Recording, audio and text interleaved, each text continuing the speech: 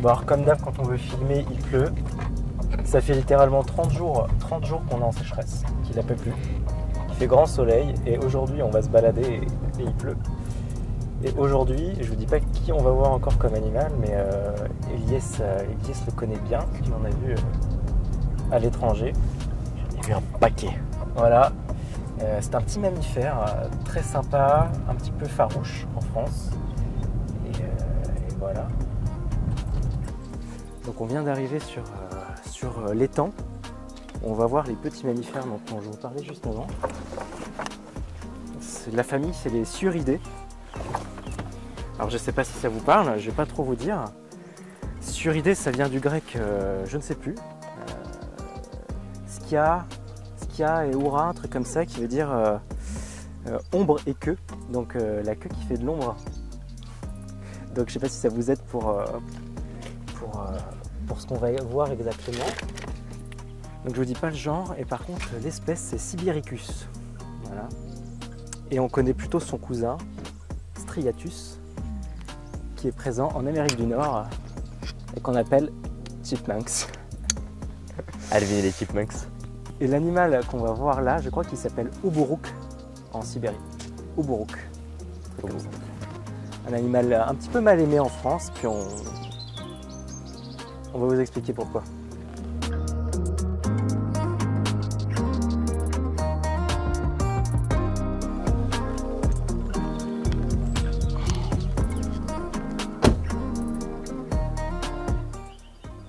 Follow the guide for today. Allez voir sa vidéo aussi. Il tourne en anglais sur sa chaîne. Ouf! Je viens de développer un nouveau skill là.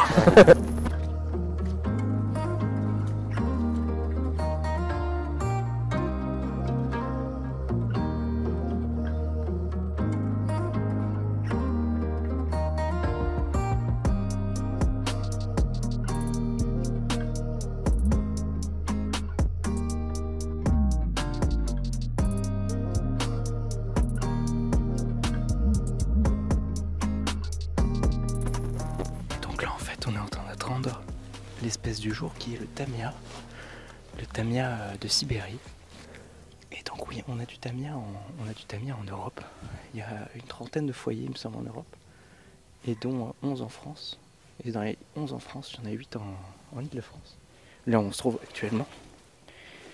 Et je dis foyer parce que cette espèce est considérée comme espèce exotique envahissante par la Commission européenne depuis 2016, et donc depuis 2016 c'est interdit d'en détenir, d'en vendre, de le relâcher aussi. Et c'est par en fait des lâchers de tamia qui sont apparus dans nos forêts. Il est arrivé en fait de Corée, c'est pour ça qu'on l'appelle aussi le tamia de l'écureuil de Corée. C'est que des gens en ont acheté en animalerie dans les années 60-70, et comme il prolifère vite, il s'accouple vite, et puis il a un vrai tempérament, c'est pas un gentil écureuil, c'est-à-dire qu'il a son tempérament et tout. Et ben les gens en ont eu marre et en ont relâché. C'est pas de la fourrure pour cet animal, c'est pas comme le vison.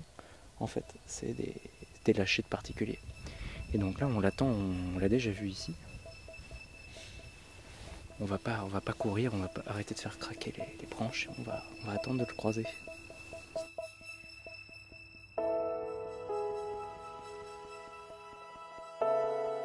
Le tamia il s'est bien acclimaté à nos forêts. Il vit dans un terrier la moitié de l'année, l'hiver. C'est le mâle qui sort d'abord du terrier. Et pour commencer à rechercher de la nourriture de nouveau. Le tamia il est granivore, mais il mange en fait de tout. Il est plutôt omnivore, il mange des fruits, des graines. Il peut manger aussi des reptiles. Des petits bouts de souris par-ci par-là si ça traîne. En fait, il mange un petit peu des œufs. Il mange un petit peu de tout. Et donc il creuse des galeries, c'est là où il dort. Je vous mets un petit rush vidéo pour vous montrer les galeries. Et il m'a proposé, donc en fait toute l'année, 80% de son occupation, c'est de chercher des graines pour mettre dans son terrier. Et il peut aller jusqu'à mettre 4 kg de graines dans son terrier en fait.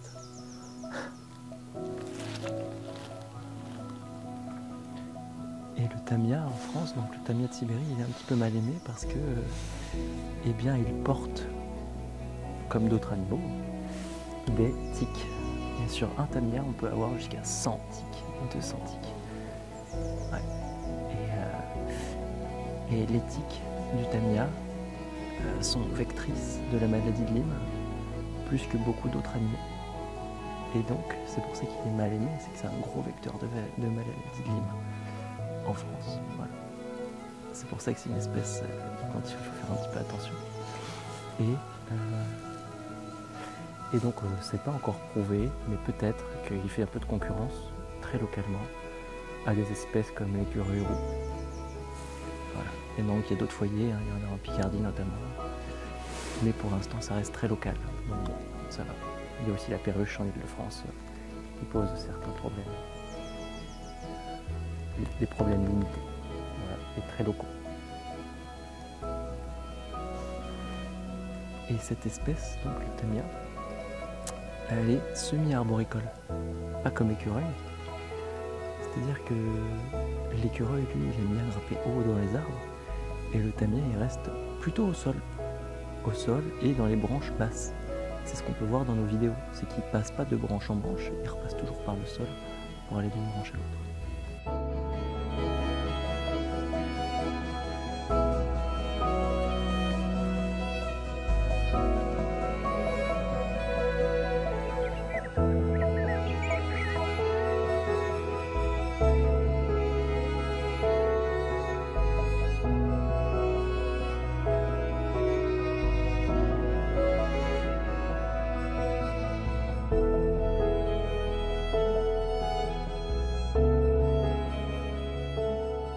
Après cet épisode tamiya, on termine la journée de la meilleure façon possible, c'est-à-dire sur du martin, mais encore plus en bord de cours d'eau.